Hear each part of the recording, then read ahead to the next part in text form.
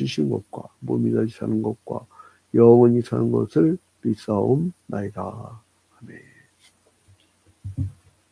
할아버지 고향 준시 목사, 아버지 고향 용주 목사, 작은아버지 양치호 목사의 뒤를 따라 3대째 목회를 이어가는 양진호 목사입니다. 저희들이 지금 고린도후서를 진행하고 있는데 오늘은 5장을 볼 차례입니다. 성경을 매일 한 장씩 통독 강해야 하는 이 즐거움은 누가 알겠습니까? 이루 말할 수 없죠. 사람들이 그래요. 이거를 어떻게 1년 360을 하냐고. 여행 가면 여행지에서 촬영합니다. 근데 사람들이 그거 힘들지 않냐고. 왜 힘들어요? 내가 좋아서 하는 건데. 처음엔 조회수가 하루에 2-3명밖에 안 되더라고요. 우리 가족도 안 봤다는 얘기야. 근데 이제 아무튼 그랬었는데 이제 조금씩 그 구독자가 이제 뭐 400명을 향해서 이제 가고 그러니까 이제 조금씩 뭐가 이제 그 힘이 붙어요. 근데 그걸 안 따지고 시작했어요. 막 사람 막 홍보하잖아요. 막 이방저 막 단톡방이 막 올리고. 근데 제가 거의 그걸 하질 않았는데 거의 근데 이제 그 이유는 뭐냐면 내가 좋아서 그래. 내가 얼마나 드라마틱합니까? 여러분 오늘 특히 오늘 고린도후서 5장은요. 여러분이 가보지 않은 미지의 세계에 대한 이야기예요. 이 고린도후서 5장을 이해하려고 하면은 이 바울 사도의 지금 처지를 생각해야 돼요. 그 바울 사도가 2차 전도 여행 때 기억나시죠? 1차 전도여행, 2차 전도여행, 그리고 3차 전도여행, 이렇게 되는 그 코스를 알잖아요. 근데 그걸 모르시면 앞으로 가서 사도행전 13장부터 20장까지 아주 지도를 자세하게 그렸어요. 그러니까 매일 보는 사람들은 익숙하지만 자 여기에 이제 고린도 교회가 있죠. 고린도 교회. 근데 바울 사도가 2차 전도행 때 전도를 했다가 이제 나중에 들어보니까 이 에베소쯤 왔을 때 요것들이 막 맨날 싸우네. 분쟁과 또 성범죄와 엄청나게. 그래서 여기서 보낸 편지가 뭐냐면 고린도 전서예요. 전서. 근데 그 다음에 고린도 한 번 더 방문했다가 여기 이제 마게도니아 지방이 있어요. 마게도니아 지방. 여기에서 이 소식을 또 듣고 회개했다는 소식을 들었어요. 근데 이제 사도권을 가지고 시비를 걸었다는 얘기를 듣고 여기서 보낸 게 고린도 후서예요. 고린도 후서. 에베소서에서 보낸 편지가 고린도 전서고. 근데 이때 어떤 상황이 벌어지냐면 여기가 로마고 여기가 이탈리아인데 로마. 근데 이제 이 로마에서 글라우디오 황제가 유대인들 추방령을 내려요. 그때 여기로 온 사람들이 얼마나 많은지 바글바글 됐대요. 근데 여기에 왔던 사람 중에 브리스길라와 아굴라 부부를 바울 사도가 만나요. 근데 2차 전도여행 때 만났던 그 추억이 있죠. 근데 그 사람들은 장막을 짓는 텐트 메이커들이에요.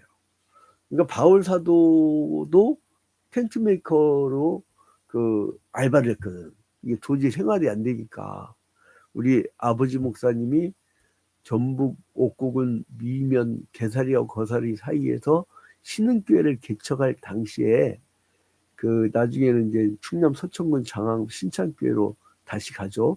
그 신창교회에다가 신흥교회 개척했다가 다시 신창교회를 가는데 이제 군장지구라고 군산하고 장하고 붙어 있어요. 근데 이제 그때 저희 아버님이 교회를 개척하면서 너무 살기 힘드니까 군산 비행장으로 잡부로 일을 나가신 거예요. 그래서 너무 힘드니까 새벽 기도 시간에 이렇게 강당에서 기도하다가 자버린 거야. 코를 드렁 보시면 사람들이 웅성웅성 뜨잖아요. 근데 다행히도 이제 거기가 개척한 곳이니까 그 시골에 한 200명까지 부흥시키고 올라오셨다고 하더라고요. 근데 이제 그러니까 이 바울 사도도 먹고 살아야 되니까 이 텐트 메이커를 한 거라.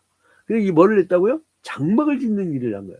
근데 이 사람이 그 어떤 표현을 하냐면 이 땅과 저 하늘의 것을 어떻게 표현하면 장막이라는 표현을 써요. 장막. 장막. 이거를 뭐라고 하냐면은 그 텐트죠. 텐트.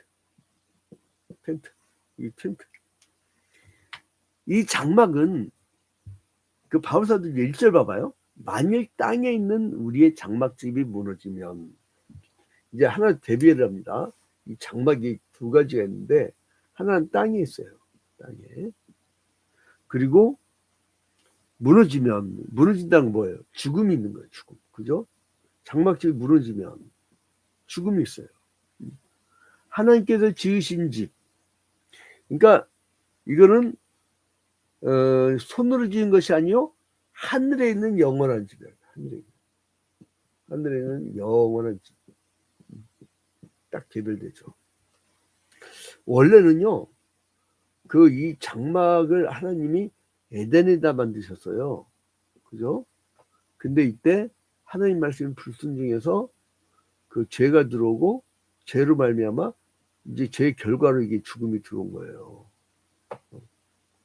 그래서 이제 그 원래 우리는 몸의 프로그램이 그냥 영원토 생명나무만 쳐다보면 계속 생명을 유지할 수 있는 존재로 태어났건만, 그러니까 여러분 이 죄란 게 얼마나 무서운지 알겠죠.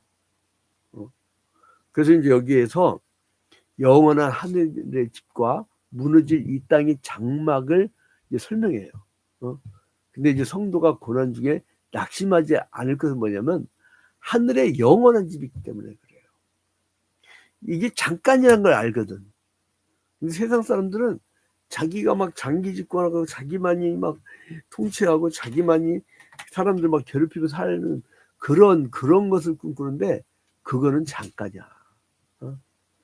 근데 이제 그 영원한 집을 바라보는 건 뭐냐면 성령이 우리 안에 있기 때문에 그래요. 자, 5절 봐봐요. 5절. 곧 이것을 우리에게 이루게 하시고 보증으로 성령에게 우리에게 주신 이는 하나님이십니다. 성령이 계시니까 이게 보인다는 거예요. 성령이. 5절에 성령이 우리 안에, 그러니까 뭐예요? 우리에게 제일 중요한 게 뭐냐면 성령이 우리에게 임해야 돼요. 그래서 바울은 육체와 영혼, 겉사람과 속사람, 이제 이렇게 나와요. 여기에서 이제 그 육체와 영혼 이렇게 배별하죠. 그 다음에 그 겉사람과 속사람 이렇게 대별합니다. 겉사람과 속사람. 그 사람들이 20대 때는 막 화장으로 막 이쁘게 하려고 하고, 요즘에 남자애들도 루즈 바르대. 근데 이제 그 60대는 막 변장하려고 막 애를 쓰잖아요. 근데 7, 80대 이상은 뭐, 아유, 이런 말 하면 안 돼. 노인 폄하 발언이 안 좋더라고. 나 그 농담을 들었는데, 그것도 막 환장이라고 한다는데, 그걸 듣기 싫더라. 그렇게 막 누가 농담을 하는데. 근데 아무튼 간에, 이것을 또 질그릇과 보배로 이렇게 대비를 해요. 이 바울사도가. 그러니까 이 고린도전서 5장을 볼 때 이렇게 하면 쉬워요. 질그릇과 보배로 이렇게 나눠요. 그러니까 가치관이 완전히 다른 거야. 사람이 사는데. 근데 육신 뭐예요? 날이 갈수록 쇠퇴한단 말이에요. 이 육신은 날이 갈수록 쇠퇴를 해요. 점점 약해지죠. 그리고 약한 인간성이 드러나요. 약하고. 여러분 이렇게 막 멀쩡히 지내다가 요즘에 코로나19 또 대유행이 시작됐잖아요. 이제 마스크 써야 돼, 사람 많은 데서는. 근데 아무튼 이게 쇠퇴한단 말이에요. 그러면 어떻게 되면 그 사람들이 유한성을 깨달아요. 근데 날로 우리가 새로워지고 왜 이렇게 막 힘차게 나가냐면 뭐냐면 영원한 세계를 바라보기 때문에 그래요. 여러분 우리가 앞장에서 봤죠?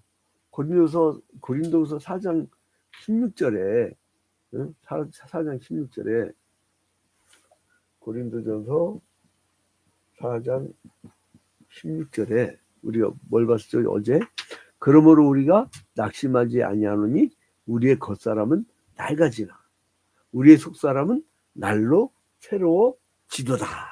우리의 겉사람은 약해지지만 속사람은 날로 새로워진다는 거예요. 천국을 향해서. 그러니까 속사람, 즉 영이 날마다 새롭게 되는 것은 지금 약한 인간성의 육신을 가지고 거기 때문에 그런 거예요. 그러니까 힘들게 느껴지는 거야. 그게 환란으로 느껴지는 거예요. 근데 어제 봤던 고린도서 4장 17절에 바로 뒤에 뭐랍니까? 우리가 잠시 받는 환란에 경한 것이 지극히 크고 영원한 영광에 중한 것을 우리에게 이루게 하는 게. 그러니까 뭐냐면 우리가 이 영원의 시간을 가지려고 잠깐 육신적으로 환란을 겪는다는 거예요. 그러니까 여러분 육적 자아는요 후패합니다. 그에 반비례해 갖고 영적 자아는 날마다 새로워지는 이 진리가 복음만 있다는 거예요. 그러니까 완전히 반비례하는 거죠. 이제 함수관계를 그리면은 우리의 육은 계속 후패하지만 육은 영은 뭐예요? 날로 계속 새로워진다는 거예요. 그래서 우리가 영적 삶을 사는 사람들은 이 영혼을 향해서 더 열심을 내잖아요. 여러분 늙어질수록 새벽기도에 막 열심히 나가고 그리고 이제 육은 계속적으로 후퇴하는데 막 젊을 때 노세 젊어서 노세 하지만 나중에 늙어지면 진짜 못 놀아요.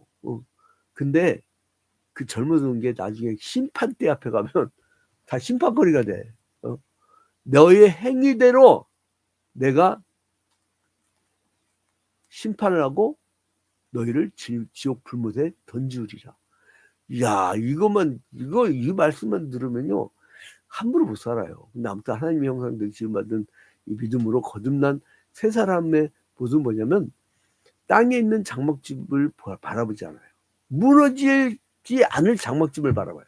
임시적이고 가치성이 없고 나약한 것, 그것을 바라보지 않아요. 근데 이게 재밌는 게 뭐냐면, 제가 철학 공부하다가 재밌는 거 발견했는데, 고대 그리스 철학 전공에 있었는데, 플라톤이 국가론에서요, 세상에 인간의 육체를 땅의 장막이란 걸 써요. 땅의 장막. 나는 플라톤 별로 안 좋아하거든. 이혼론자라. 저는 별로 안 좋아해요. 근데 아무튼 이 땅의 장막이라는 표현을 써요. 자, 근데 우리 겉사람은요, 언제나 눈에 보이는 것에만 집착해요. 그건 잠깐이에요. 여러분, 어제 봤던 고린도서 4장 18절도 가보면, 그러니까 이게 쭉 이어지는 거예요, 지금. 4장 16절부터. 자, 18절 가면, 우리가 주목하는 것은 보이는 것이 아니요, 보이지 않는 것이니, 보이는 것은 잠깐이요, 보이지 않는 것은 영원합니다. 그러니까 하나님의 나라는요, 이거는 땅과 하늘이라는 대조로 보이지만은, 지금 이 세상에서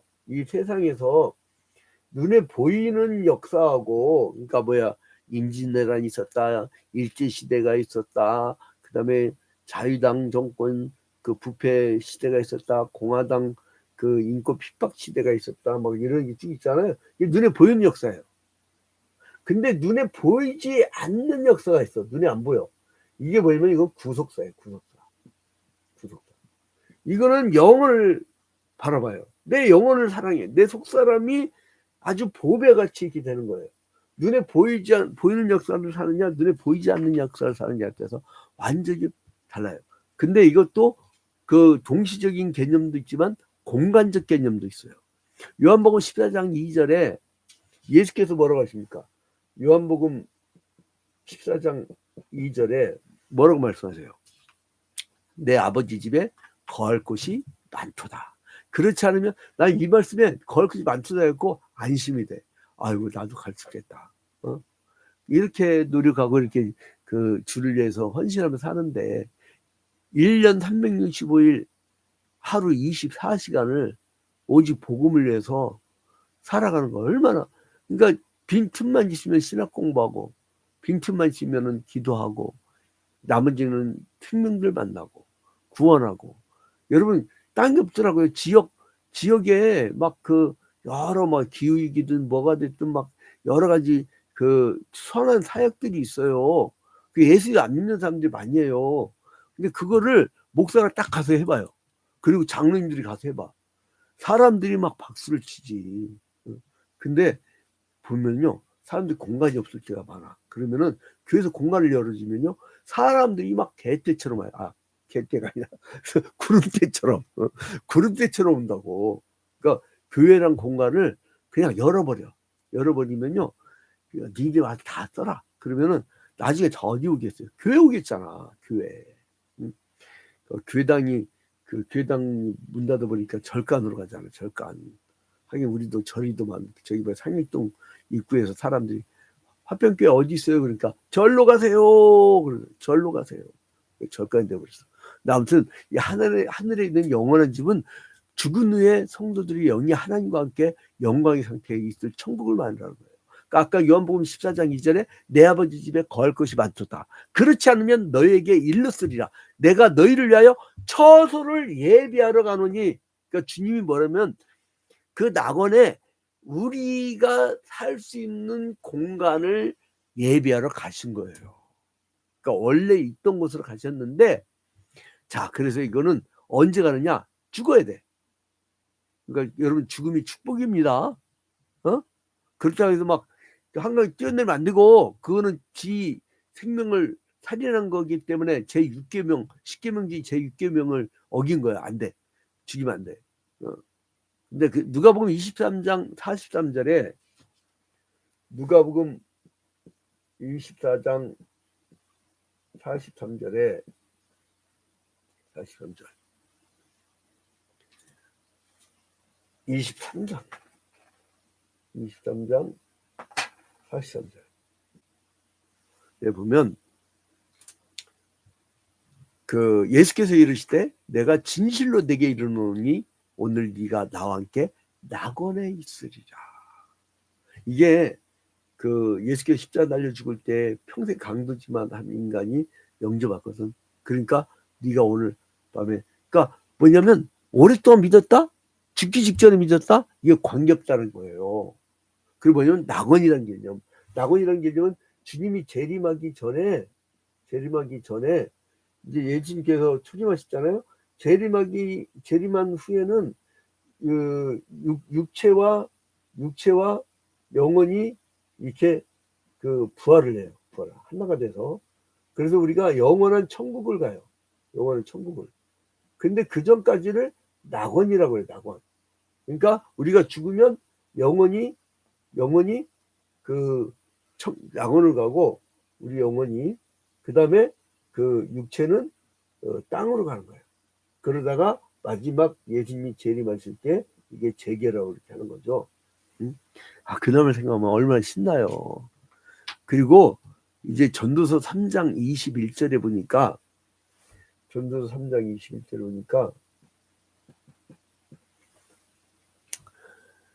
인생의 영혼은 위로 올라가고 짐승의 혼은 아래 곧 땅으로 내려간다. 여러분, 사람들이 물어봐요. 우리 개새끼 죽었는데 장례 치렀는데 나도 개 장례를 처음 봐요. 근데 아무튼 뭐 천국 가면 다시 보겠죠? 못 봐. 이 땅에 임시로 있는 존재들이에요. 안 그랬으면 걔네들 하나님께 찬양과 영광을 돌려야지. 언제 에덴 동산에 개새끼들이 선악과 따먹고 하나님 말씀에 불순종하고 죄를 지었다는 얘기가 나와요? 그래서 참 우리나라 이거 큰일 났어요. 원래 사람 살 수 없는 사회는 개판이 되거든. 뭐 인간 태우는 유모차보다 개새끼 유모차가 더 많이 팔렸다며 작년에. 이거 참 나라가 개판으로. 빨리빨리 20대 이상 되면 빨리빨리 시장 갈 준비하고. 다 준비하고 간다고? 나도 아직 다 갖추는 거 다 준비 못했어. 나도 내 나이도. 그러니까 다 갖추면 한다는 건 못 가. 그냥 부족할 때 가요. 부족할 때 가면 더 정들어. 나중에 가여워서 같이 살아. 산 날이 불쌍해서. 근데 아무튼 이제 그래서 오늘 고린도서 5장 8절로 가보면요. 인간은 누구나 행한 것으로 하나님 심판을 받는다는 것이 나와요. 그래서 선을 행한 자는 영생을 얻게 되고 악을 행한 자는 영원한 진노를 받는다는 것이 이제 로마서 2장 7절 8절 말씀과 똑같이 나온 거죠. 로마서 이제 고린도후서 5장 8절. 우리가 담대하게 원하는 바는 차라리 몸을 떠나 주와 함께 있는 그것이라. 그래서 주를 기쁘시게 하는 자가 되어야 된다. 10절에 보니까 이는 우리가 다 반드시 그리스도의 심판대 앞에 쓴단 말이에요. 다 부활을 해가지고 각각 선악간에 그 몸으로 행한 것을 따라 받으려 합니다. 그러니까 여러분, 성도는 주를 기쁘시게 하는데 힘써야 돼요. 젊은 날에 진짜 영광 돌려야지. 그리고 이제 11절부터 보면은 자기는 이 육체의 자랑을 삼지 않고 자기는 사도가 된 것을 기쁘게 여기면서 이제 예수 그리스도의 그 사랑 안에서 거하면서 예수만 자랑하겠다는 거예요. 그리스도만 자랑하겠다는 거예요. 바울이 그리스도를 위하여 자기를 드릴 수 있었던 것은 뭐냐면 그리스도의 사랑을 몸소 체험했기 때문에 그렇습니다. 자, 그 다음에 5장 17절부터 19절에 보니까 그 그리스도는 누구냐? 그리스도는 그 하나님과 인간 사이에 화목제물로 되신 거예요. 화목제물. 이게 예수 그리스도예요. 여러분, 구약의 제사는 5가지 대표적인 게 있었죠.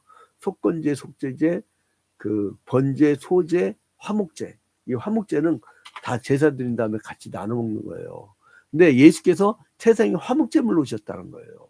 그 얘기예요. 이제 17절부터 보면은 그런즉 누군지 그리스도 안에 있으면 새로운 피조물이라 이전 것은 지나갔으니 보라 새 것이 되었다. 샘핑이 됐대. 그 다음 모든 것이 하나님께로부터 났으니 그가 그리스도로 말미암아 우리를 자기와 화목하게 하시고 우리에게 화목하게 하는 직분을 주셨으니 화목제로 주님을 드리게 한 거예요. 그러니까 이 분쟁이 끊어지지 않았던 이 고린도 교회에 가장 필요한 게 뭐냐? 화목제물. 그러니까 예수님도 화목제물 된 것처럼 이들도 화목제물 되라 이거예요. 그 그리스도의 화목의 사역이 20절 이하로 쭉 나오죠. 그러므로 우리가 그리스도를 대신하여 사신이 되어 하나님이 우리를 통하여 너희를 권면하신 것 같이 그리스도를 대신하여 간청하노니 너희는 하나님과 화목하라. 교회는 그리스도의 성직진을 말미암아 시작하여서 이루어졌기 때문에 그리고 마가의 다락방에서 그 성령의 강림으로 하나님이 임하신 것이 우리 몸이 성령이 되었기 때문에 성전이 되었기 때문에 교회는 언제나 그리스도의 사역에서 모범을 배워야 돼요. 그리고 이제 사랑을 실천해야 돼요. 하나님과 인간 간의 화목을 이루신 것이 예수 그리스도라고 하면 이 그리스도는 우리에게 모범이 됐잖아요. 그러므로 우리도 인간과 인간 사이에 화목을 이루어야 돼요. 그래서 우리가 가는 곳마다 평화가 이루어지고 우리가 가는 곳마다 이제 사랑의 나라가 이루어져야 된다는 거예요. 그래서 그리스도를 통해서 이제 온 인류가 화해할 수 있는, 화목할 수 있는 나라나 가정이나 회사나 안 되려고 하면 싸움판 벌어져요. 이번에 예장 합동 총회 첫날 둘째 날 그냥 나 전화 받고서 부끄럽대. 아니 세상 사람들 다 받나 봐. 저쪽 미주도 그렇고 막 주변 나한테 전화 왔고 야 니네 교회 왜 그러냐? 왜 이렇게 싸움판이냐? 이상하게 왜 보수들은 그들은 왜 이렇게 꼭 싸우려고만 해? 왜냐면 지가 최고인지 아니까. 보수는요 그거는 돈이 많아요. 신문사에서요 여러분 광고 주는 사람들이요 대부분 그들입니다. 그러니까 나는 사람이 조직도 막 욕하잖아요. 아니 밥 먹여주는 사람 눈치 보게 돼 있어요. 그게. 그러니까 이게 힘 있는 사람 사회야. 법이 공정하고 어쩌고 그거 법이요 다 있는 사람 위해서 있는 거예요, 여러분. 근데 아무튼 예수께서는 낮고 천한 사람들의 속에서 함께 하셨단 말이에요. 이 당시에 조용하게 영성생활하고 대성물로 주신 예수 그리스도께서 죄인이 서야 할 곳에 서서 고난을 그 낮은 곳에서 그리스도의 비하라고 하죠. 조직신학적으로. 그래서 이제 이 불완전성을 가지고 있는 우리 인생을 이제 완전한 세상으로 이끌어 주신다는 거예요. 그러므로 여러분 오늘도 이 영원한 세상을 바라봅시다. 주님의 재림을 바라봅시다. 그러면서 우리가 이제 이 땅에 평화를 이루고 사랑의 나라를 이루고 그리고 이제 다툼이 없고 전쟁이 없는 전쟁을 일으킨 자는 무조건 마귀새끼야. 근데 아무튼 전쟁이 없는.